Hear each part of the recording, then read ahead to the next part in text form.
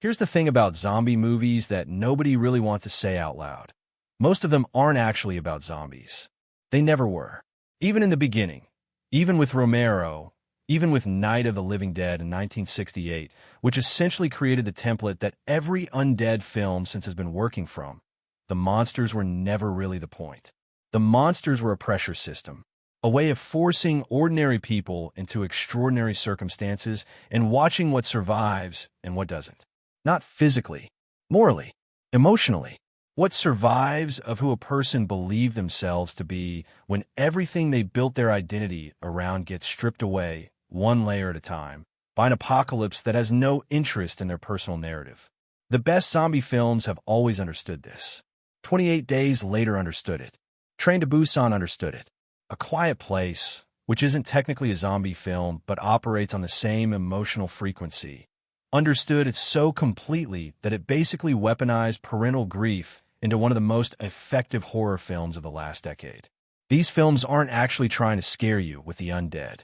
They're trying to locate something in you, some fear that lives much deeper than the fear of monsters, some grief that you may not have even fully acknowledged in yourself, and hold it up to the light until you have to look at it directly. We Bury the Dead understands this. Maybe more completely, more uncomfortably, more insistently than any zombie film in recent memory.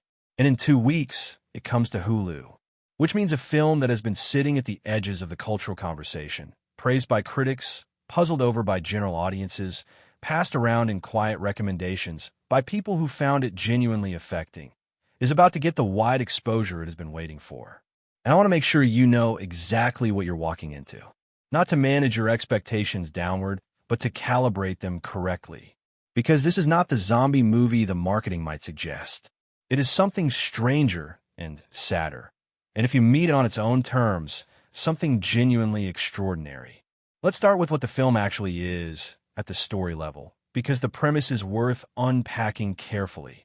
Daisy Ridley plays a woman, and the deliberate, careful way the film develops her character is itself a thematic choice we'll come back to, whose husband has gone missing in the aftermath of what the film calls a military disaster. The nature of that disaster is revealed slowly, in fragments, the way traumatic information tends to arrive in real life. Not all at once, not cleanly, but in pieces that take time to assemble into a picture you can hold. What we understand early on is that something went catastrophically wrong, that the dead are not staying dead, and that in the middle of this world coming apart at its most fundamental seam, the seam between living and not living, this woman is moving through the wreckage looking for one specific person. Not survival, not escape, not the restoration of social order, which is usually what zombie narratives organize themselves around. Just one person, her husband, the person around whom her understanding of herself and her life has been organized, and who is now absent in a way that the apocalypse has made both more explicable and infinitely more complicated. Because in a world where the dead come back, what does absence mean? What does loss mean? What does grief mean when the thing you're grieving might still be moving around out there somewhere, just not in any way you can recognize or hold or love? That question is the engine of We Bury the Dead. And director Zach Hilditch, whose previous work includes These Final Hours, an Australian apocalypse film that similarly used genre scaffolding to build something emotionally devastating, understands that the most powerful version of that question requires patience, requires silence, requires the kind of pacing that mainstream horror audiences, trained by decades of genre film to expect escalating scares at regular intervals, will find actively uncomfortable. I want to talk about the critic versus audience divide on this film, because I think it reveals something interesting about what We Bury the Dead is actually doing and why it produces such polarized reactions. The critical response has been genuinely strong. Reviewers who came to the film without rigid expectations about what a zombie thriller is supposed to deliver found a film with real emotional intelligence, committed direction, and a central performance that they consistently described as one of the year's most impressive. Words like haunting, restrained, devastating showed up in reviews with the kind of frequency that suggests critics weren't just being generous. They were responding to something that actually got under their skin. The audience response has been more divided. And if you spend any time on Letterboxd or Reddit threads about the film, the frustration follows a consistent pattern. It's slow. Nothing really happens for long stretches. The zombie action is minimal. It's not scary. It feels more like a drama than a horror film. And those complaints are not dishonest. They're accurate descriptions of the film's texture. We Bury the Dead absolutely is slow. The zombie action absolutely is minimal. It is much more drama than horror. The question is whether those qualities are failures or choices, and whether the choices are serving something that rewards the patience they demand. That I think the divide maps pretty cleanly onto a fundamental difference in what people want from genre films. There's an audience that goes to zombie movies for the genre experience, the tension, the scares, the survival mechanics, the visceral satisfaction of watching characters navigate and overcome or succumb to an immediate physical threat. That is a completely legitimate thing to want from the genre, and there are hundreds of films built to provide exactly that experience. We Bury the Dead is not one of them, and watching it expecting that experience is going to produce genuine frustration. Then there's an audience that goes to genre films because genre is a permission structure, because the genre frame gives filmmakers and audiences alike a kind of cover to engage with emotional territory that, presented in purely realistic dramatic terms, might feel too exposing, too direct, too much. The monsters are way in. They make it possible to talk about grief and loss and the terror of being left without tipping over into the kind of naked emotional display that feels uncomfortable in a different way. For that audience, and I am absolutely in that audience, We Bury the Dead is doing exactly what the best genre films do. It's using the zombie apocalypse the way the best horror always uses its central conceit, as a controlled space in which to examine something true about human experience that is otherwise difficult to approach directly. Now let's talk about Daisy Ridley. Because whatever else you think about this film, whatever you're feeling about its pacing or its commitment to its own emotional register, the performance at its center is not something you can dismiss or explain away. Ridley has had an interesting and somewhat complicated post-Star Wars career. The sequel trilogy made her one of the most recognizable faces on the planet, but the critical conversation around her performances in those films was always tangled up with a larger, louder conversation about the films themselves, about the storytelling, the mythology, the decisions that were and weren't made. It was genuinely difficult to see the performer clearly through all of that noise. And so there's a generation of film fans who have a vague sense that Ridley is probably talented, that someone who carries a franchise that size probably has something real going on, but who have never quite had the opportunity to see that talent deployed in conditions that let it breathe. We Bury the Dead is those conditions. This film is designed, essentially, as a vehicle for the kind of interior, almost entirely nonverbal emotional work that very few actors can sustain across a feature-length running time without losing the audience. The character Ridley plays is not expressive in the conventional way. She's not making big choices, not giving the kind of speeches that film criticism tends to build its vocabulary around. She's doing something much harder. She's performing grief the way grief actually works, not as a constant, overwhelming flood, but as a weather system, something that changes, that has clear moments and overcast moments and sudden unexpected breaks, that operates on a logic that is not linear or easily narrativized. Watch her eyes in the film's quieter scenes, and there are many of them. There's a quality of looking that is specific to people who are searching for something they're not sure they'll find in a form they can still recognize. Not just visually, as her character moves through the landscape looking for her husband, but emotionally.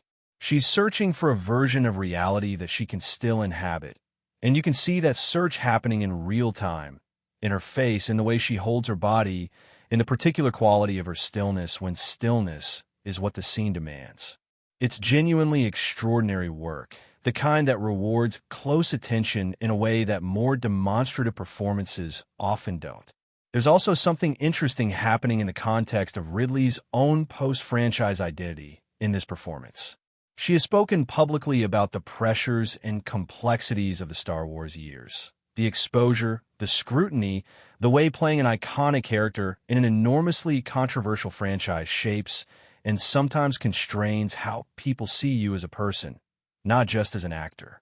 And there's a reading of We Bury the Dead in which the character's journey, a woman moving through a world that has fundamentally changed, looking for something she used to understand and that may no longer exist in the form she remembers, has a personal resonance for the actor playing her that is not incidental. I'm not saying Ridley and her character are the same. I'm saying that the best performances often happen when an actor finds genuine personal access to material that isn't autobiographical, and that the specific emotional frequencies this film is operating on may have intersected with something real in Ridley's own experience in ways that deepen the performance past what craft alone could produce. Let's spend some time with Zach Hilditch because I think he's a filmmaker who deserves more attention than he currently gets, and the choices he makes in We Bury the Dead are specific and intentional enough to be worth examining. These Final Hours, his 2013 film, is the template. It's an Australian apocalypse film set in the hours before an extinction event, an asteroid, essentially, and it follows a deeply flawed man making his way across a city in collapse to reach someone he loves. It's not subtle about its emotional ambitions.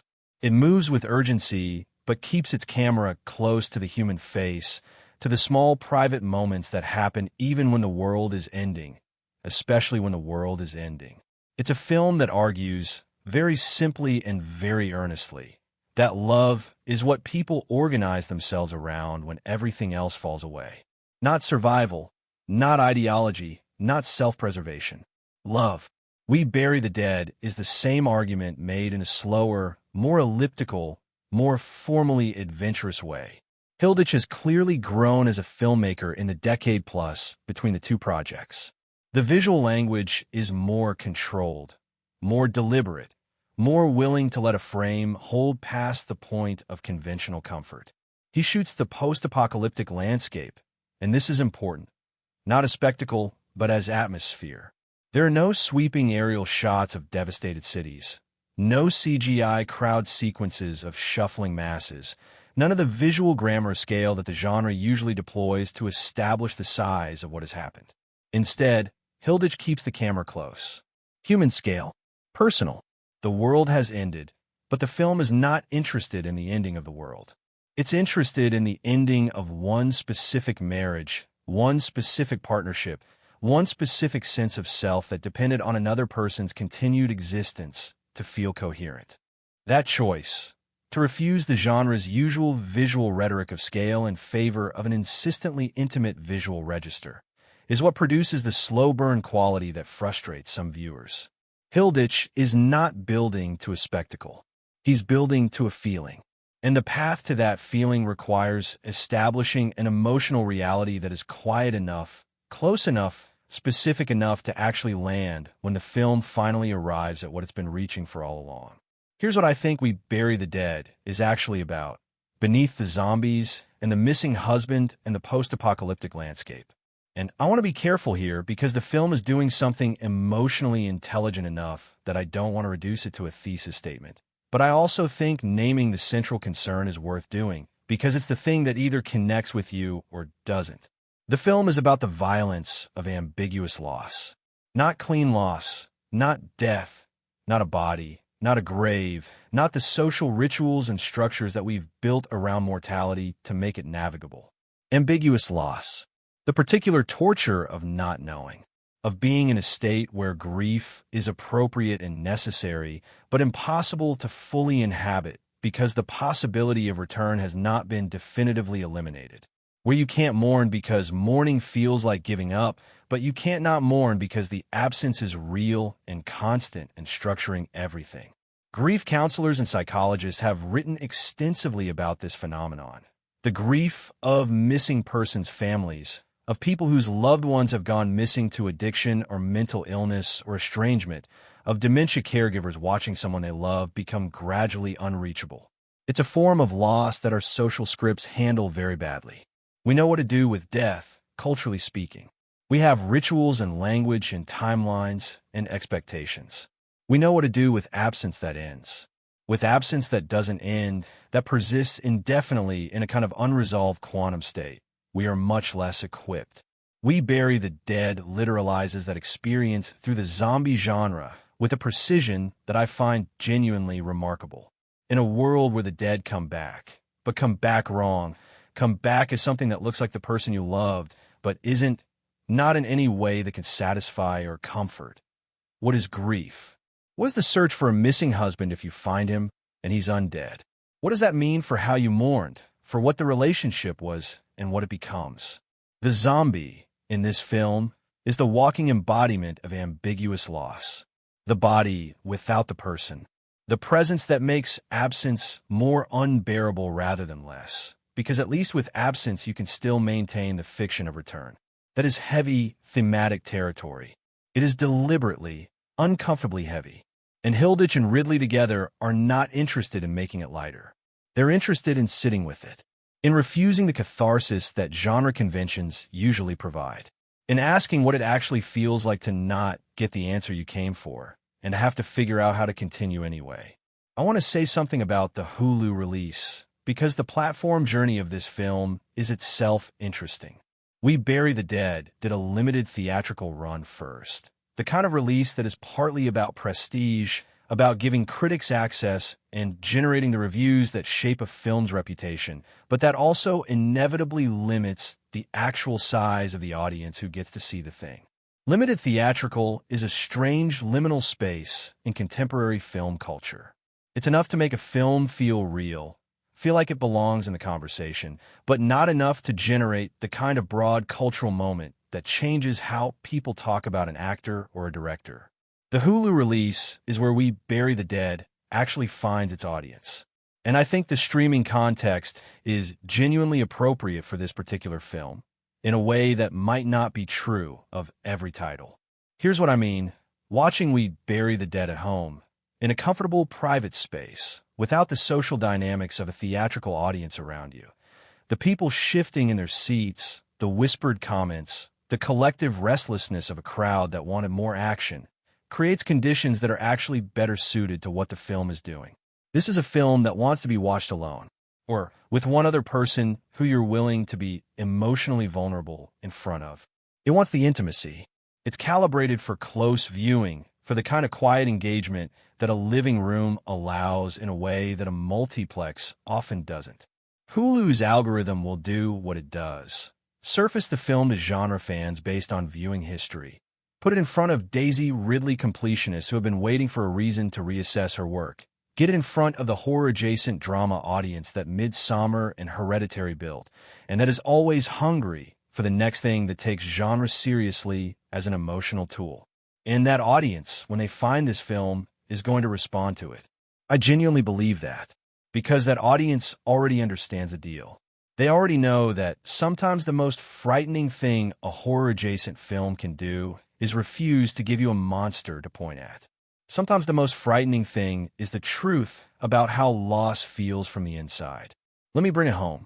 There's a kind of film that only gets made by people who have sat with a specific emotional experience long enough to need to find a forum for it. Not necessarily their own personal experience, though sometimes, but an emotional truth they've encountered in life or art or observation that feels important enough, true enough, underrepresented enough to justify the effort of constructing a whole fictional world around it. We Bury the Dead feels like that kind of film.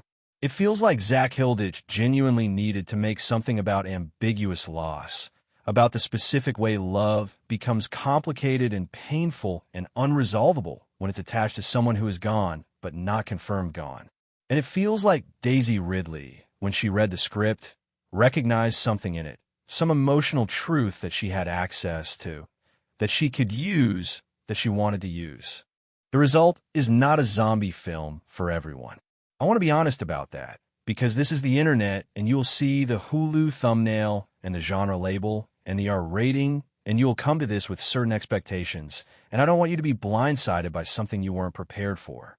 If what you want from a zombie thriller is tension and action and the satisfying mechanics of survival horror, this film will frustrate you. Go watch Train to Busan again. Go watch the first season of The Last of Us. You will be well served. But if you're in the mood, or the moment, for something that uses genre as a way of getting at something true about grief and love and the terrible, ongoing work of continuing when a fundamental piece of your life is missing. Then We Bury the Dead is waiting for you on Hulu in 2 weeks, and it will meet you exactly where you are. It will not offer easy comfort. It will not give you the cathartic release that conventional horror provides. What it will give you is the rarer, harder, more honest thing. The feeling of being genuinely understood. The feeling of a film that looked at something painful and unresolvable and refused to look away from it, and then handed that refusal to you through the specific, irreplaceable medium of Daisy Ridley's face in close-up, doing the bravest and most difficult thing an actor can do. Being still. Being real. Being in it. 2 weeks. Hulu. Set the room dark. And bring whatever you're carrying. Because this film will know what to do with it. OUTRO. Silence. Then the faint sound of wind. Something between an ending and a beginning. If this is the kind of film you've been waiting for, or if you think I've completely lost the plot and slow zombie dramas are not what anyone asked for, I want to hear from you in the comments. Tell me what your favorite unconventional horror film is. Tell me whether you think genre films earn the right to be slow. I'll see you in the next one. Keep watching the things that make you feel something.